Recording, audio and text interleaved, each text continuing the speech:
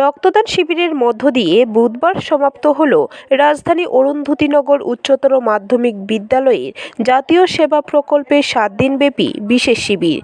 এই দিনের রক্তদান শিবিরে উপস্থিত ছিলেন আগরতলা পৌর নিগমের মেয়র দীপক মজুমদার, পুর নিগমের 39 নং ওয়ার্ডের কর্পোরেটর অলোক রায় সহ অন্যান্যরা। মেয়র দীপক মজুমদার জানান, পুঁথিগত শিক্ষা লাভের পাশাপাশি সামাজিক দায়িত্ব ও কর্তব্য পালন করা উচিত।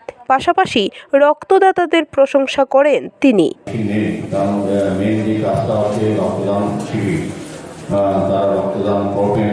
আমি আজকে মহসেন তাদেরকে অনেক শুভেচ্ছা জানাই।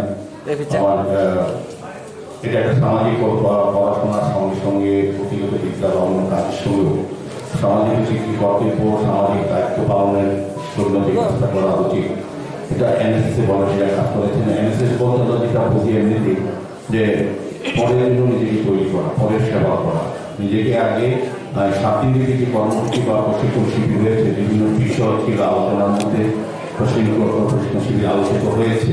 তো সেই থেকে নিজেকে তৈরি করার জন্য, অন্যের জন্য কাজ করার জন্য, সমাজের জন্য, রাষ্ট্রের জন্য, রাষ্ট্রীয় চিন্তা ভাবনায় নিজেকে তৈরি করা, নিজেকে অভ্যুত করা, মানুষের কাজে মানুষের পাশে থাকা, এগুলি এনএসএসের মেন দিশা বা আমি বলবো আদর্শ।